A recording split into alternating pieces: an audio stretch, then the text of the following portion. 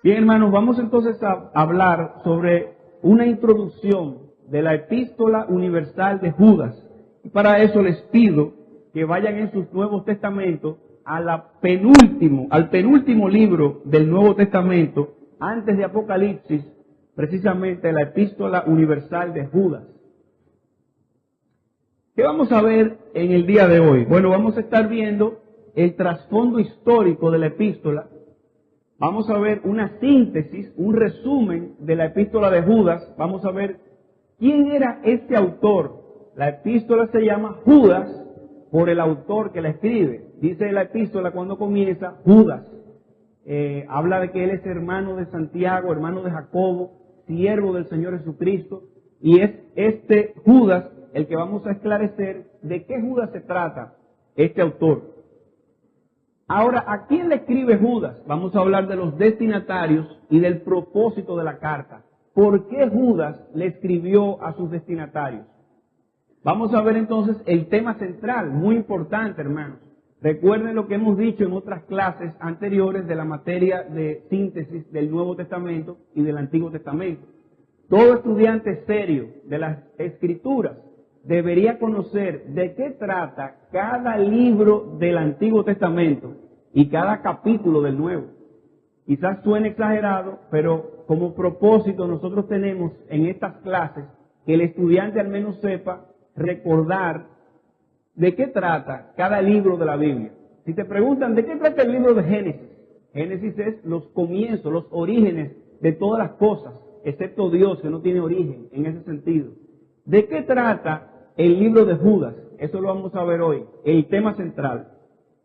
Luego entonces vamos a tratar de introducirnos en la epístola, haciendo un resumen general, y finalmente vamos a derivar algunas lecciones que podemos aprender de la epístola de Judas.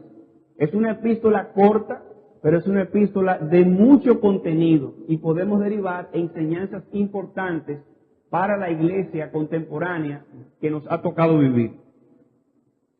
Así que a manera de introducción vamos a leer Judas en el único capítulo que tiene. Así que les pido que busquen en sus Nuevos Testamentos Judas y vamos a leer desde el versículo 1.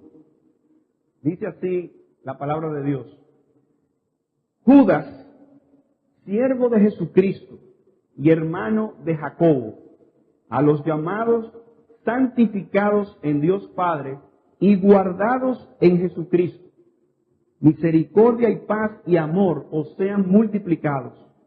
Amados, por la gran solicitud que tenía de escribiros acerca de nuestra común salvación, me ha sido necesario escribiros exhortándoos que contendáis ardientemente por la fe que ha sido una vez dada a los santos.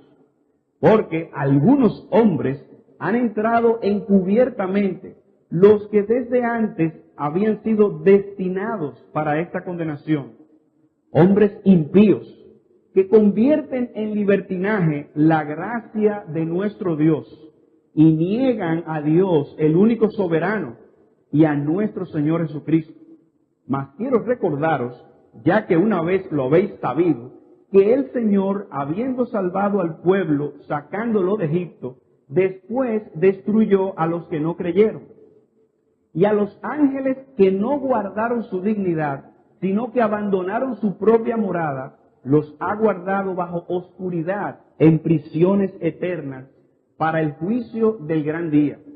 Como Sodoma y Gomorra y las ciudades vecinas, las cuales de la misma manera que aquellos, habiendo fornicado e ido en pos de vicios contra naturaleza, fueron puestas por ejemplo, sufriendo el castigo del fuego eterno.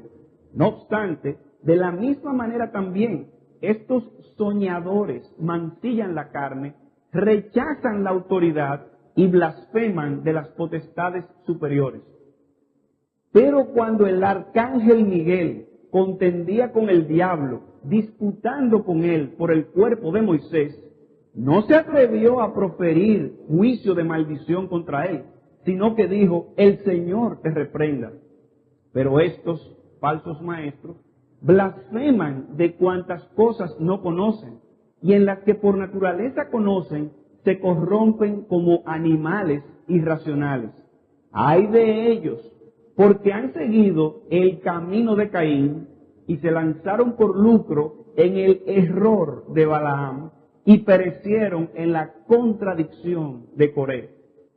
Estos son manchas en vuestros ágapes, que comiendo impúdicamente con vosotros, se apacientan a sí mismos, nubes sin agua, llevadas de acá para allá por los vientos, árboles otoñales sin fruto, 2 veces muertos y desarraigados, fieras ondas del mar que espuman su propia vergüenza, estrellas errantes para las cuales está reservada eternamente la oscuridad de las tinieblas.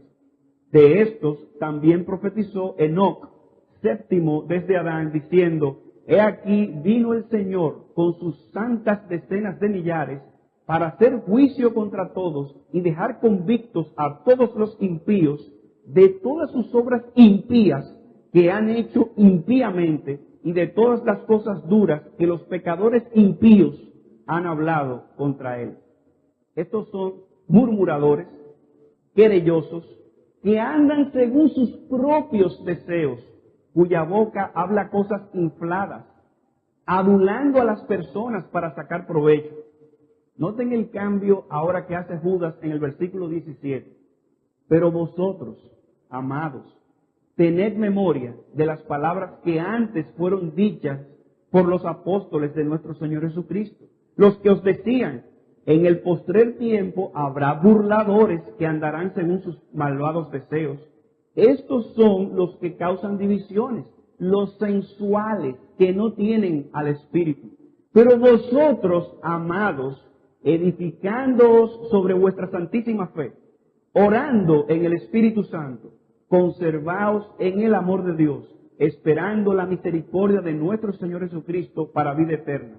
A algunos que dudan, convencedlos; a otros, salvad, arrebatándolos del fuego; y de otros, tened misericordia con temor, aborreciendo aún la ropa contaminada por su carne. Y a aquel que es poderoso para guardaros sin caída y presentaros sin mancha delante de su gloria, con gran alegría, al único y sabio Dios, nuestro Salvador, sea gloria y majestad, imperio y potencia, ahora y por todos los siglos. Amén. Esta es la epístola de Judas. Y a manera de introducción podemos decir que Judas es la última de 8 epístolas generales o universales. Recuerden que el Nuevo Testamento está dividido en varias secciones. Tenemos primero los 4 evangelios, Mateo, Marcos, Lucas y Juan. Hechos de los apóstoles, que habla de la historia de la iglesia después que Jesucristo resucita. Tenemos también, luego del libro de los Hechos, las epístolas del apóstol Pablo, desde Romanos hasta Filemón, 13 epístolas. Luego de estas epístolas del apóstol Pablo, estas 13 epístolas que son dirigidas a específicamente iglesias y algunas a personas, tenemos entonces las epístolas generales. ¿Cuáles son estas epístolas generales? Hebreos, Santiago, Primera de Pedro, Segunda de Pedro, Primera de Juan, Segunda de Juan, Tercera de Juan y Judas, que es la última de estas epístolas generales, que no fueron dirigidas a una iglesia en particular, sino más bien a la iglesia universal. Por eso se llama epístola universal. De hecho, la palabra universal se dice también católica. Por eso nosotros creemos en la iglesia católica, pero no somos romanos. No se asusten con eso. Somos una iglesia católica en el sentido de que es una iglesia universal, pero no somos una iglesia romana. Bueno, la iglesia universal, compuesta por todos los redimidos de Cristo, estas son epístolas que son dirigidas a ese pueblo en general. No fue a una iglesia local en específico. Entonces el título de la epístola de Judas es Judas de acuerdo a su autor. Noten ustedes en el versículo 1 que dice Judas, siervo de Jesucristo y hermano de Jacobo. Y por eso la epístola tomó este nombre por el autor. Lo que estamos diciendo aquí, luego lo vamos a ampliar, es que el autor de esta epístola es hermano de Jacobo o Santiago, que es el autor de la epístola de Santiago. ¿Quién es este Judas?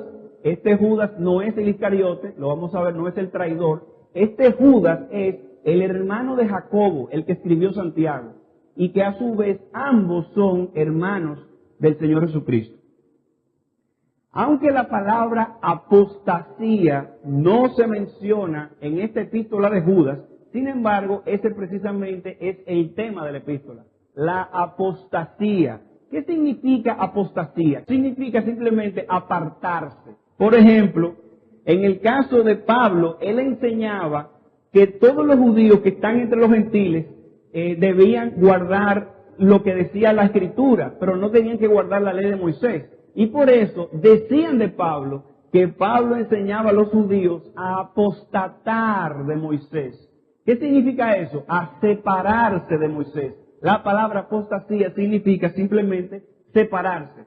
Pero en el contexto cristiano, un apóstata es una persona que se separa de la sana doctrina, de lo que es la la ortodoxia, y se va a la apostasía, se aparta a una doctrina incorrecta. Por ejemplo, en ese sentido, Pablo en 2 a los Tesalonicenses, capítulo 2, versículo 3, dice que el Señor no vendrá sin que antes se manifieste la apostasía. El Señor ha predicho en su palabra por medio del apóstol Pablo, en 2 Tesalonicenses capítulo 2, versículo 3, que antes que venga el Señor Jesucristo va a haber una apostasía. Es decir, las personas masivamente van a separarse de la fe. Pregunto, ¿significa eso que las iglesias se van a quedar sin personas? ¿Que las iglesias se van a quedar vacías? No. ¿Por qué? Porque la palabra apostasía significa que tú te separas de la verdad, pero tú puedes seguir cantando y alabando al Señor, creyendo que tú estás en la verdad. Estas iglesias están separándose cada vez más, alejándose de lo que dice las Escrituras. Eso es lo que se llama apostasía. Dice 1 Timoteo 4.1, un texto muy conocido, que el Espíritu dice claramente que en los postreros tiempos algunos se separarán, apostatarán de la fe, escuchando a espíritus engañadores y a doctrinas de demonios. ¿Cuáles son esas doctrinas de demonios que sigue diciendo el texto? Dice, prohibirán casarse y mandarán abstenerse de alimentos que Dios creó para que con acción de gracias participen de él todos los creyentes. Es decir, que una persona que te impide comer carne el Viernes Santo, el viernes de Semana Santa, dice la Escritura que eso es doctrina de demonios. Porque dice la Escritura que todos los alimentos son buenos para que participemos de él. O si una persona te prohíbe casarte para que tú sirvas a Dios como pastor, como obispo, como sacerdote en el sentido bíblico de la palabra, dice que una persona que prohíbe casarse son doctrinas de demonios, se han separado de la verdad. Eso es lo que significa la apostasía. La apostasía implica una profesión de fe que se abandona de manera voluntaria, deliberada, destinados de antemano, como dice la Escritura, a condenación. Judas, versículo 4. Judas, versículo 4, ¿qué dice?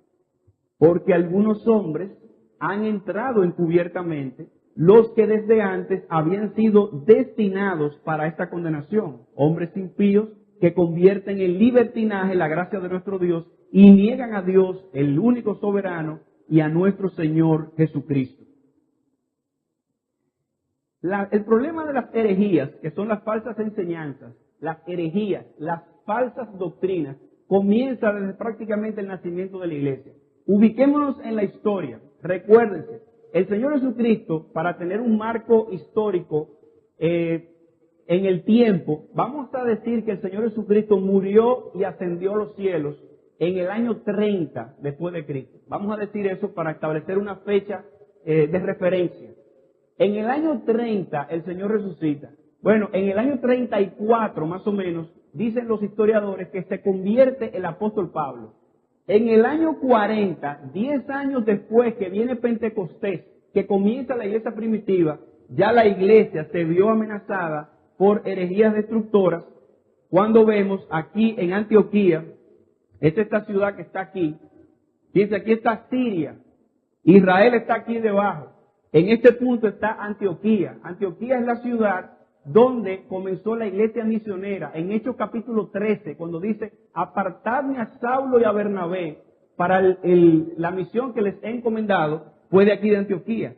Ya en Antioquía, en esta iglesia, ya comenzaba a formarse el caldo de cultivo de las herejías por medio de los judaizantes, personas que estaban hablando acerca de que para ser salvos había que guardar la ley de Moisés, había que circuncidarse, etcétera, etcétera. En el año 48 al 50, recuerden el concilio en Jerusalén, Hechos capítulo 15, cuando se reúnen los apóstoles para discutir qué es lo que había que hacer, porque estos judaizantes seguían hablando. El concilio de Jerusalén trata de resolver el problema de la herejía. Años 50, Pablo entonces escribe a los Gálatas y les predica sobre el problema de la herejía de los judaizantes.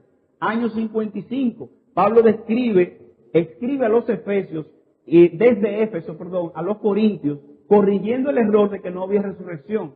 ¿Quién recuerda? Primero a los Corintios 15, el capítulo de resurrección. Dice, si no hay resurrección de muertos, entonces Cristo no resucitó. Y si Cristo no resucitó, nuestra fe es vana. Habéis muerto en vuestros pecados y ustedes comamos y bebamos porque mañana moriremos. En Corinto había un problema de herejía con el tema de la resurrección. Año 58, la despedida de Pablo en Mileto. Después de su tercer viaje, Pablo viene al sur de Éfeso a despedirse de todos ellos, pensando que no va a volver a ver sus rostros.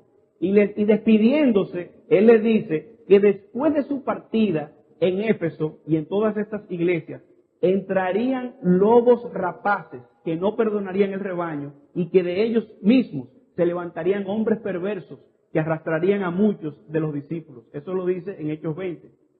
En el año 60 al 63, Pablo entonces está preso en Roma y él escribe a los colosenses para contrarrestar también falsa doctrina. Luego Pablo en libertad escribe a Timoteo y a Tito predicando que algunos apostatarán de la doctrina. Y ya en su última carta dirigida a Timoteo, Pablo también dice que muchos se iban a volver a las fábulas. Así que las últimas epístolas, las epístolas generales, segunda de Pedro, Judas, primera y segunda y tercera de Juan, fueron escritas precisamente porque ya en ese momento histórico los apóstoles, excepto el apóstol Juan, habían muerto. Ahora estaba la iglesia un poco más vulnerable y ellos tenían que hablar sobre estos falsos maestros, sobre los apóstatas. Así que el trasfondo de Judas, él escribe en la época del 68 después de Cristo, posiblemente ya el apóstol Pedro había sido martirizado y como estaba tan vulnerable la iglesia, dice Judas en el versículo 3, por la gran solicitud que tenía de escribiros acerca de nuestra común salvación, me ha sido necesario escribiros exhortándoos que contendáis ardientemente por la fe que ha sido una vez dada a los santos. Ahora, ¿quién es este autor? Judas. El autor. Bueno, el nombre de Judas es muy común. En hebreo, Judá, en griego, Judas. Y hay como 8 Judas que se mencionan. Ahora, este Judas que escribió esta epístola, como yo les decía en la introducción, no es Judas Iscariote, el traidor. No puede ser. Digo, aparte de que sería una contradicción que una persona que se condenó escribiera un libro de la Biblia, pero aparte de eso, cronológicamente no es posible, porque Judas se suicida justo antes de Pentecostés. O sea, al momento de él entregar al Señor Jesucristo, recuerden la escena, él va, da las monedas de plata y se ahorca. No era Judas. Esta epístola se escribe mucho después. Pero tampoco era Judas Tadeo, el apóstol, tampoco fue, porque fíjense en Judas, versículo 17, cómo el autor se excluye de los apóstoles, como si él no fuera un apóstol. Judas 17 dice, pero vosotros, amados, tened memoria de las palabras que antes fueron dichas por los apóstoles de nuestro Señor, los que decían, citando a Pedro aquí, en el postrer tiempo habrá burladores que andarán según sus malos o sus malvados deseos. O sea que el autor de esta epístola se excluye del grupo de los apóstoles, no era un apóstol. Pero él dice quién era. Fíjense en el versículo 1 dice, Judas, siervo de Jesucristo y hermano de Jacobo. Ya nos da una pista. Ahora, ¿quién era este Jacobo de que era hermano de Judas? Definitivamente, y aquí ustedes lo recuerdan en el pasado, hay varios Jacobos. pero no podía ser tampoco Jacobo el que había muerto en Hechos capítulo 12, porque en este tiempo ya habían pasado prácticamente 30 años de la muerte de este Jacobo. Y el autor estaba hablando de un Jacobo que todos tenían en su mente muy claro. Así que el Jacobo que cuadra con este contexto es el hermano del Señor Jesucristo, Jacobo, el autor de la epístola de Santiago. Lo que estamos diciendo entonces es que el autor de Judas es hermano de Santiago, hermano del autor de Santiago, y también medio hermano del Señor Jesucristo. Cristo tuvo hermanos, lo dice las Escrituras. Y de sus mismos hermanos, ninguno creían en él, hasta que vino la resurrección. Cuando Cristo resucita, dice Pablo en 1 Corintios 15, que cuando Cristo resucitó, se apareció a Jacobo. Y luego vemos en Hechos capítulo 1, versículo 14, cuando estaban reunidos en el aposento alto, que dice que estaban ahí todos los discípulos y estaban sus hermanos también. Los hermanos de Cristo se convierten con su resurrección. Ellos no creían, pero luego creyeron. Este es el caso de Judas. Así que a causa de la relación que tenía Judas con Jesús, siendo su hermano, habiendo sido testigo del Cristo resucitado, y a causa del contenido de esta epístola, la epístola fue aceptada universalmente como una epístola inspirada por el Espíritu Santo. ¿Quiénes fueron entonces los destinatarios y cuál fue el propósito de Judas? Bueno, los destinatarios fácil, hermano, no dice quiénes fueron los destinatarios. La epístola, como dice alguien, parece como cuando usted escribe una carta, que usted la mete en un sobre, el sobre se perdió, porque no dice la epístola a quién fue enviada, pero se estila que Judas escribió a la Iglesia Universal. Y por el contenido de la carta, nosotros podemos deducir fácilmente que él estaba teniendo en mente judíos creyentes. ¿Por qué? Judíos creyentes. Bueno, por la cantidad de citas del Antiguo Testamento. Por ejemplo, si ustedes ven, no les voy a leer los versículos, pero fíjense todas las citas que hay del Antiguo Testamento. Versículo 5, lo pueden ver, no lo vamos a leer. En el versículo 5, él habla del éxodo de Israel saliendo de Egipto. En el versículo 6, habla de la rebelión de Satanás. En el versículo 7, habla de Sodoma y Gomorra. En el versículo 9, habla de la muerte de Moisés. En el versículo 11, habla de Caín, de Balaam y de Coré, que son personajes obviamente del Antiguo Testamento. Caín en Génesis, Balaam en Números, Coré, la contradicción de Coré en Números también, si no me equivoco. Enoc, que fue traspuesto por Dios, es un profeta de Dios. Enoc, que caminó con Dios, se relata en Génesis. Adán, versículo 14, también en Génesis. Es decir, que con tantas ilustraciones del Antiguo Testamento, él debía entender, asumir que su audiencia conocía las Escrituras del Antiguo Testamento. No era una audiencia gentil que pudo haber desconocido toda la historia de Israel. Pero más aún, hermanos, y aquí me voy a meter un poco en camisa de 12 varas. Noten que además de las citas, Judas cita también algunas anécdotas o algunos eventos, hechos, que son extra bíblicos. Es decir, que no fueron citados por las Escrituras, sino por la tradición judía. En ese sentido, los judíos tenían varios libros, uno de ellos llamado Primer Libro de Enoc, donde hablaba acerca de lo que sucedió con Enoc. Cuando dice que vi al Señor con sus santas decenas de millares descendiendo, dice así como profetizó Enoc, eso no lo dice Génesis, eso lo dice este libro de los judíos. Y también cita las asunciones de Moisés en el versículo 9 para probar que Moisés, el cuerpo de Moisés fue debatido por este ángel con Miguel, etcétera. Él habla de cosas aquí que no están en la Escritura, sino que él las leyó en la tradición judía. Ahora bien, tenemos que hacer esa aclaración. ¿Es esto entonces palabra de Dios? Bueno, aquí hay dos principios. Primero, recuerden, hermanos, que estos hombres que han escrito sobre el Nuevo Testamento, que han escrito la Biblia, son hombres que hablaron siendo inspirados por el Espíritu Santo. Segunda Timoteo 3:16, toda la Escritura es inspirada por Dios y útil para enseñar, etc. Segunda de Pedro capítulo 1, versículo 20, dice que la revelación de Dios fue dada por hombres que fueron inspirados por el Espíritu Santo, que no vino por voluntad propia. Ahora, hay un detalle interesante. El apóstol Pablo mismo cita también fuentes externas.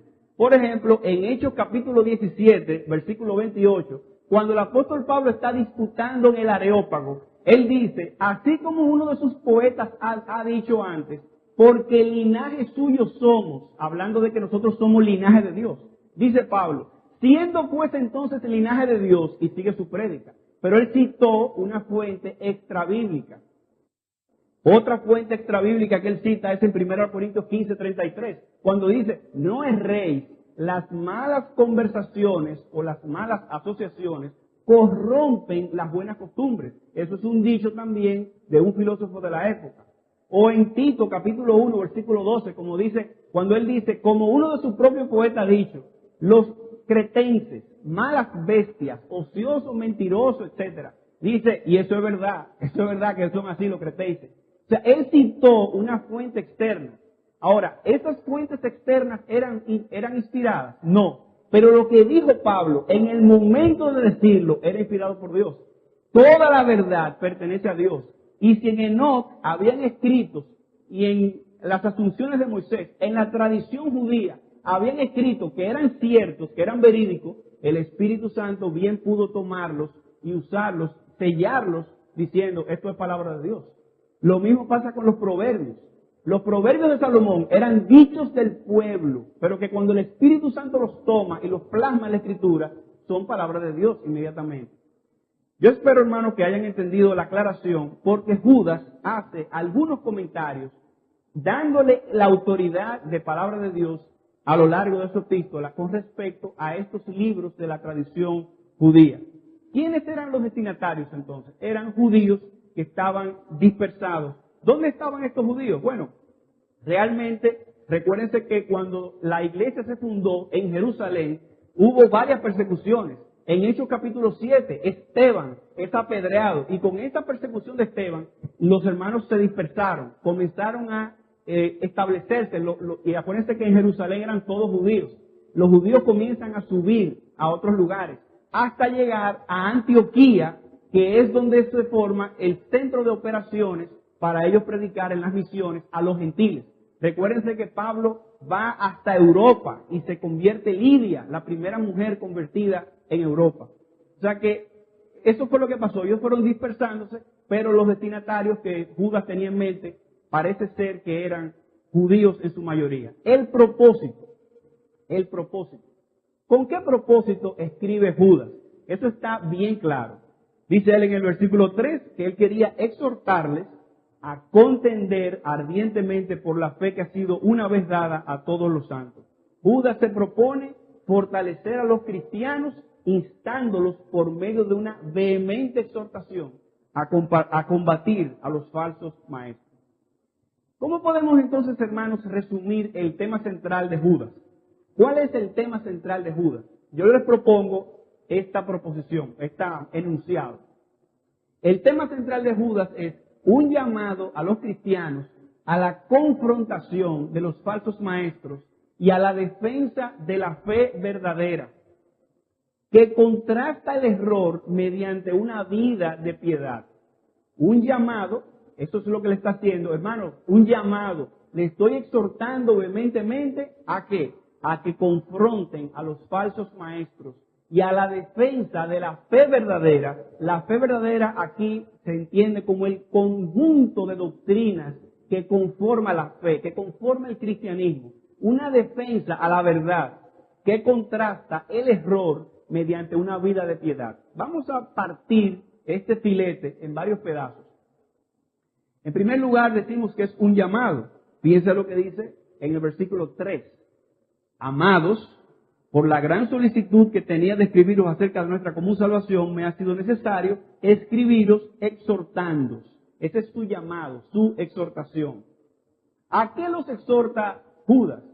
Primero, los exhorta a la confrontación. Dice Judas, en el versículo 3 nuevamente, en el medio, exhortándoos que contendáis ardientemente. Que contendáis. Es un llamado a la confrontación. ¿Pero contra quién? Contra los falsos maestros. ¿Y dónde dice eso? Fíjense, versículo 4. Porque algunos hombres han entrado encubiertamente, los que desde antes, esos hombres, habían sido destinados para esta condenación, hombres impíos, que convierten en libertinaje la gracia de nuestro Dios y niegan a Dios, el único Dios soberano. Versículo 10.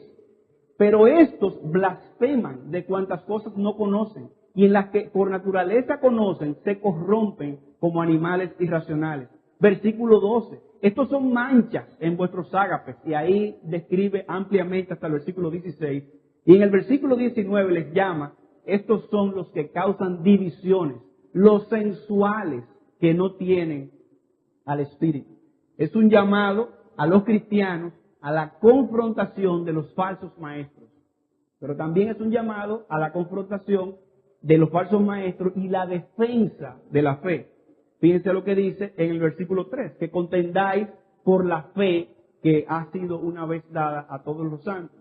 Pero hermanos, es interesante, cuando nosotros luchamos, cuando nosotros contendemos por la fe, tenemos que hacerlo teniendo en mente una vida de piedad. En otras palabras, de nada vale que yo me pare aquí como un apologista y defienda la fe, y mi vida personal es una vida que deja mucho que desear. Yo no vivo conforme a lo que predico. Eso es lo que dice él. Entonces, en el versículo 20, fíjense cómo debemos confrontar a los falsos maestros. Versículo 20. Pero vosotros, amados, edificándoos sobre vuestra santísima fe. Versículo 20. Orando en el Espíritu Santo, conservaos en el amor de Dios, esperando la misericordia de nuestro Señor Jesucristo para vida eterna. Es una forma piadosa, y hay otros textos que él sigue ampliando sobre ese tema. ¿De qué trata Judas? Un llamado a los cristianos a la confrontación de los falsos maestros y a la defensa de la fe verdadera que contrasta el error mediante una vida de piedad. Vamos entonces, en los minutos que nos restan, a tratar de hacer un resumen, un esquema, un bosquejo de la epístola completa, y luego entonces vamos a dar algunas lecciones que aprendemos de Judas. ¿Qué trata Judas entonces? Bueno, los primeros 2 versículos es la salutación. Y quiero que tomen en cuenta, que observen en esta salutación de los primeros 2 versículos, cómo él asegura, o él nos provee la seguridad del cristiano. Hermanos, yo me imagino que muchos, hablando de la apostasía, uno siempre piensa, Señor, ¿seré yo un apóstata? Quizá alguno de ustedes está pensando, ay mi madre, están hablando de eso, ¿y si yo soy un apóstata? Hermano, no te preocupes, que si tú eres cristiano, tú estás seguro en Cristo. Mira lo que dice versículos 1 y 2 de Judas. La salutación de él es asegurándote tu salvación si tú la tienes. Judas, versículo 1, siervo de Jesucristo y hermano de Jacobo, a los llamados, óiganlo aquí, nos están llamando, o sea, nos están diciendo a nosotros que somos los llamados. Los llamados por Dios, estamos seguros. Dice, a los llamados, santificados en Dios Padre. Hemos sido apartados para Dios. Y guardados en Jesucristo. Estamos seguros. Esa es la salutación de Él. Misericordia y paz y amor os sean multiplicados. Él desea que Dios nos dé misericordia, y lo vamos a ver más adelante, misericordia para todos estos falsos maestros también, misericordia para todos los que están pecando, misericordia para los que dudan también, paz, que no haya disensión entre nosotros, que se diferencia claramente quiénes son los que están en la verdad y quiénes son los que quieren predicar otra cosa, y amor, ese amor que nos mueve a predicar, a contender ardientemente, pero hacerlo en amor, la verdad en amor. Esa es la salutación de Judas. Luego, en el versículo 3 y 4, él habla del propósito de la carta. ¿Cuál es el propósito? Esa declaración de guerra en contra de los apóstatas. Versículos 3 y 4. No la vamos a leer de nuevo entera, pero voy a leer algunos versículos claves. Amados, versículo 3, por la gran solicitud que tenía de escribiros acerca de nuestra común salvación, me ha sido necesario escribiros exhortándoos que contendáis ardientemente por la fe que ha sido una vez dada a los santos, porque algunos hombres han entrado encubiertamente, los que desde antes habían sido destinados para esta condenación, hombres impíos que convierten en libertinaje la gracia de nuestro Dios y niegan a Dios, el único soberano, y a nuestro Señor Jesucristo. Ese es el propósito. Luego, los versículos 5 al 7, él da ejemplos de la historia en la condenación final de los apóstoles. ¿Qué le está haciendo, hermano? Sencillo. Cuando ustedes oyen que van a entrar aquí, a esta congregación, lobos rapaces, falsos maestros, ustedes dirán, ¿y ahora qué hacemos? Cuidado, no se preocupen, dice Judas, es que ustedes saben lo que ha pasado en la historia. ¿Qué pasó con la gente incrédula? Versículo 5, la gente incrédula del pueblo de Israel en el desierto. Todos murieron en el desierto. Dice, es que Dios no soporta eso. Si aquí en la iglesia hay personas incrédulas, van a tener que pagar por eso si no se arrepienten. Los ángeles que pecaron, versículo 6. Luego entraremos en su momento en ese texto. No va a ser hoy, lamentablemente. Sodoma y Gomorra. ¿Qué pasó con Sodoma? Dios estuvo allí predicando a través de Lot y a través de los profetas que él tenía alrededor. Pero Sodoma y Gomorra no se arrepintió. ¿Qué vino entonces? Juicio, fuego del cielo, azufre, que los consumió a todos. Y él pone eso de ejemplo. Luego entonces, de la salutación, el propósito, los ejemplos de la condenación, en el versículo 8 al 16, él hace una denuncia en contra de los apóstatas. Una denuncia. Él declara, ¿quiénes son estos apóstatas? El versículo 8 le llama soñadores. En el versículo 8 dice, no obstante, de la misma manera también, estos soñadores mancillan la carne, rechazan la autoridad y blasfeman de las potestades superiores. Y hace la comparación aquí con Miguel, el arcángel Miguel y Satanás, versículos 9 y 10, no lo vamos a leer. Y luego entonces hace una comparación de estos falsos en el versículo 11, muy interesante, con Caín, con Balaam y con Coré. Versículo 11, este vale la pena comentarlo. Hay de ellos, porque han seguido el camino de Caín y se lanzaron por lucro en el error de Balaam y perecieron en la contradicción de Coré. ¿Recuerdan ustedes esos datos? ¿Qué pasó con Caín? Cuando Dios le pidió la ofrenda a Caín y a Abel, Caín dio una ofrenda de sus propias obras. Y él estaba molesto porque Abel ofrendó el cordero que fue aceptado por Dios, pero Caín no. Caín era un religioso conforme a su propio corazón. Y dice Judas, ellos siguieron el camino de Caín. Pero el caso de Balaam, dice que siguieron el lucro en el error de Balaam. Balaam fue aquella persona que le estaban pagando para que maldijera al pueblo de Dios. Él estaba siguiendo por lucro, por ganancia deshonesta, esa función. Y dice también que perecieron en la contradicción de Coré. ¿Qué es eso de la contradicción de Coré? Recuérdense cuando Coré, Datán y Abiram van donde Moisés diciendo, y tú eres el único que puedes predicar aquí la palabra. Tú eres el único que tienes el Espíritu Santo. Nosotros también, y causaron una división en el pueblo. Y Dios abrió la tierra y se los tragó vivo en el infierno a ellos. El pastor John MacArthur hace una excelente comparación de este versículo con Juan 14:6, porque Juan 14:6 dice, yo soy la verdad, Cristo dice, yo soy la verdad y el camino y la vida. Y dice MacArthur que estas personas están hablando en el versículo 11 que han seguido el camino de Caín, dice Cristo, pero yo soy el camino. Dice que se lanzaron por lucro en el error de Balaam, pero dice el Señor, pero yo soy la verdad, yo no soy el error. Y dice que perecieron en la contradicción de Coré. Dice el Señor, yo soy la vida. Es una comparación entre Cristo, que es el camino, es la verdad, es la vida, y estos falsos profetas que cogen su propio camino, su propio error, su propia muerte, perecen. Luego entonces tenemos descripciones de los apóstatas que hace Judas en base a los elementos de la naturaleza, fieras ondas del mar, etcétera. Impíos que serán juzgados por Jesús, murmuradores, personas que hacen mucha murmuración. Y en los versículos 17 al 23 hace una exhortación a los creyentes a defenderse en contra de los apóstatas. Y le dice en los versículos 17 y 18, recuerden lo que decía el Evangelio, que iban a venir esos falsos apóstatas. Huyan de los herejes, versículo 19. Presérvense ustedes mismos en la oración, versículos 20 y 21. Y demuestren misericordia, versículos 22 y 23. En el 22 dice, algunos que dudan, convencedlos. a otros salvad, arrebatándolos del fuego, y de otros tened misericordia con temor, aborreciendo aún la ropa contaminada por su carne. Y el versículo 24 al 25, para mí personalmente, la doxología más hermosa de todo el Nuevo Testamento.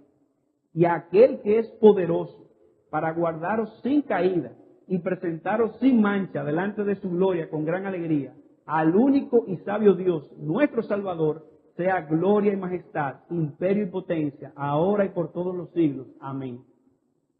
Hermanos, estamos adorando aquí. Utilicen este texto para calentar sus corazones, para cuando vengamos al culto ahora a cantar himnos, pensemos en esto. Aquel que es poderoso para guardarte sin caída y sin mancha y presentarte perfecto delante de Dios, a ese que vas a adorar en unos minutos. Finalmente, hermanos, en el tiempo que nos resta, me quedan 2 minutos, a lo mejor me tome 3 o 4, no importa. ¿Qué lecciones podemos aprender acerca de la epístola de Judas? Bueno, en primer lugar, como ven aquí, hermanos, es una realidad que no podemos ocultar. Los falsos maestros están entre nosotros, están aquí ahora entre nosotros. Y ustedes dirán, ¡ay, seré yo! O cuidado, tiene que ser fulano, porque él es medio raro. No, pero piensen más allá. Las ideas que permean en la iglesia, los medios de comunicación en los que somos influidos. Si ustedes ven los periódicos, es increíble. Yo pensé recortarlo, pero dije no, porque de estas cosas dan vergüenza hablarlas. Pero en el periódico, justamente ayer, ustedes ven en el Diario Libre, por ejemplo, la parte de atrás, la parte internacional, y ven cómo hay un pleito en Italia porque salió una valla con unas fotos de 2 hombres en una actitud muy íntima, y entonces ellos están discutiendo a ver si la quitan o no, como, pero ven acá, ¿eso es inmoral o no? Ellos es lo que están ellos perdidos. Otras personas que están disputando por cosas que son completamente vanas. En esa misma columna salía, oigan esto, un estudio que dice que la oración no es suficiente. Oigan, un estudio científico, supuestamente. Que hicieron un estudio en un hospital para ver cuántas personas se salvan cuando oran por ellos. Esos son falsos profetas, hermanos. Porque el Señor dice, pedid y se os dará. Y el Señor es el que es soberano. Si Él quiere salvar a una persona, si quiere no lo hace. No, y están haciendo un estudio para darse cuenta que cuando se ora por una persona no se salvó, no se sanó. Esos son falsos maestros. Cuando usted enciende la televisión y le están hablando de que es normal que nuestros adolescentes tengan relaciones sexuales. Eso es normal en una sociedad que estamos viviendo. Yo no digo que sea normal, hermano, yo estoy citándolo a ellos. Yo creo que es completamente fornicación. Es lo que dice la palabra de Dios. Pero te van acostumbrando a que ya no puedes hablar de el hombre, la humanidad, sino la mujer y el hombre, hacer una distinción y hacer muchas cosas como ellos quieren. Estos son falsos maestros y están entre nosotros, hermanos. Los creyentes, en segundo lugar, los creyentes verdaderos, deben confrontar a los falsos maestros, como dice Judas, y tener misericordia de todos. No es ahora, hermanos, que nosotros seamos bocaduras solamente, sino que nosotros seamos astutos y hablemos en amor, pero con la verdad en la mano. Y algunos que dudan, nosotros los convenzamos. A otros, nosotros los arrebatemos del infierno. Y a otros que están tan depravados, nosotros con temor, para no contaminarnos con su ropa, sigamos orando por ellos y que Dios haga la obra. En tercer lugar, practicar la piedad. Versículo 20, dice Judas, pero vosotros, amados, edificando sobre vuestra santísima fe, orando en el Espíritu Santo, conservaos en el amor de Dios, esperando la misericordia de nuestro Señor Jesucristo para vida eterna. Nosotros no debemos perder de vista eso, hermano, nuestra devoción con Dios. Cuando tú andas con una persona, tú te pareces a esa persona.